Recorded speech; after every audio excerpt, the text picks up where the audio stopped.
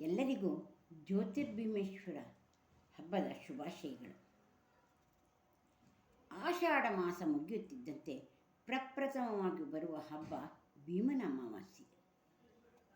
ಈ ವ್ರತವನ್ನು ಮದುವೆಯಾದ ಹೆಣ್ಣು ಮಕ್ಕಳು ಮಾಡಬಹುದು.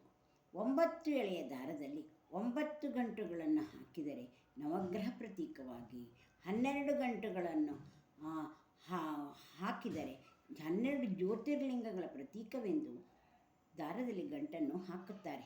ಮದುವೆಯಾದ ಹೆಣ್ಣು ಮಕ್ಕಳು ಕಟ್ಟಿಕೊಳ್ಳುತ್ತಾರೆ. ಮದುವೆಯಾಗದ ಹೆಣ್ಣು ಮಕ್ಕಳು 5 ಎಳೆಯ ದಾರದಲ್ಲಿ 5 ಗಂಟುಗಳನ್ನು ಹಾಕಿ ಕೈಗೆ ಕಟ್ಟುತ್ತಾರೆ. ಅಷ್ಟದಳ ಪದ್ಮದ ರಂಗೋಲಿ ಹಾಕಿ ಪೀಠದಲ್ಲಿ ಅಕ್ಕಿಯನ್ನು ತಟ್ಟೆಗೆ ಹಾಕಿ ಓಂ ಶ್ರೀ ಎಂದು ಬೀಜಾಕ್ಷರಿ ಬರೆದು 2 ಕಂಬಗಳನ್ನು ಶುಚಿಯಾಗಿ ತೊಳೆದು ಅರಿಶಿಣದ ದಾರದಲ್ಲಿ ಅರಿಶಿಣ ಕೊಂಬನ್ನು ಕಟ್ಟಿ ಕಂಬಕ್ಕೆ ಕಟ್ಟುತ್ತಾರೆ.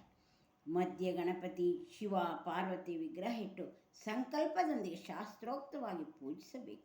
ಗೆಜ್ಜೆ, ವಸ್ತ್ರ, ಗಂಧ, ಅಕ್ಷತೆ, ಹೂವುಗಳು, ಬಿಲ್ಪತ್ರೆ, ಹಣ್ಣು, ಕಾಯಿ, ಕರಿಗಡುಬು, ನಿಮಗೆ ಅನುಕೂಲವಾದ ಪದಾರ್ಥಗಳನ್ನು ನೈವೇದ್ಯದಲ್ಲಿ ಅರ್ಪಿಸಬೇಕು.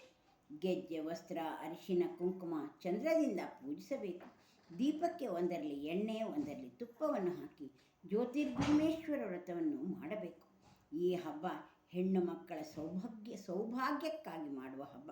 ಪತಿಯನ್ನು ಉಳಿಸಿಕೊಂಡ ವಿಶೇಷವಾದ ಕಥೆಯನ್ನು ಒಳಗೊಂಡಿರುವ ಹಬ್ಬವಾಗಿದೆ. ಇದಕ್ಕೆ ಪತಿ ಸಂಜೀವನಿ ವ್ರತವೆಂದು ಪ್ರಸಿದ್ಧವಾಗಿದೆ.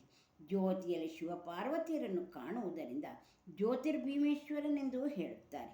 ಮುಂಜಾವಿನಲ್ಲಿ ಪರಿಶುದ್ಧರಾಗಿ ಮನೆಯ ಮುಂದೆ ಹೊಸಲಿಗೆ ಸುಂದರವಾದ ರಂಗೋಲಿಯನ್ನು ಹಾಕಿ ಭಗವಂತನನ್ನು ಆಹ್ವಾನ ಮಾಡಬೇಕು. ಅಲ್ಲದೆ ಭಂಡಾರ ವಿಶೇಷವಾಗಿ ಭಂಡಾರವನ್ನು ಹೊಸಲಿನ ಮೇಲೆ ಭಂಡಾರ ಇಟ್ಟು ಹೊಡೆಸುವ ಹಬ್ಬ ಇದಾಗಿದೆ. ಭಂಡಾರ ಹಬ್ಬವೆಂತಲೂ ಕರೆಯುತ್ತಾರೆ. ಭಂಡಾರವೆಂದರೆ ನಿಧಿ ಎಂದು.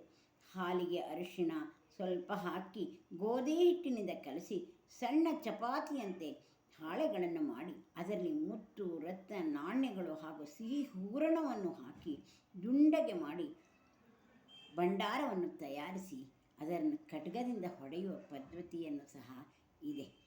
ಹೊಸಲಿನ ಮೇಲೆ ಅಣ್ಣ ತಮ್ಮಂದಿರನ್ನು ಕರೆಸಿ ಪೂಜೆ ಮಾಡುವ ಭಾಗ್ಯವೂ ಸಹ ಈ ಹಬ್ಬದಾಗಿದೆ. ಈ ಹೊಸಲಿನ ಮೇಲೆ ಈ ಭಂಡಾರವನ್ನು ಪೂಜಿಸಿ ಭಂಡಾರ ಒಡೆಯುವ ಪದ್ಧತಿಯೂ ಸಹ ಇದೆ. ಭಂಡಾರವೆಂದರೆ ಲಕ್ಷ್ಮಿ. ಹೊಸಲಿನಲ್ಲಿ ಲಕ್ಷ್ಮೀ ಪೂಜೆಯನ್ನು ಮಾಡಿ ಭಂಡಾರವನ್ನು ಇಟ್ಟು ಪೂಜಿಸುವ ಪದ್ಧತಿಯು ಈ ಹಬ್ಬಕ್ಕೆ ಇದೆ. ನಮ್ಮ ಸಂಪ್ರದಾಯ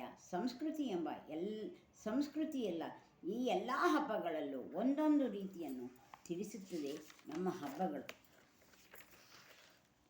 ಇಂದು ಭೀಮನ ಅಮಾವಾಸ್ಯೆ, ಪತಿ ಸಂಜೀವನಿ ವ್ರತ.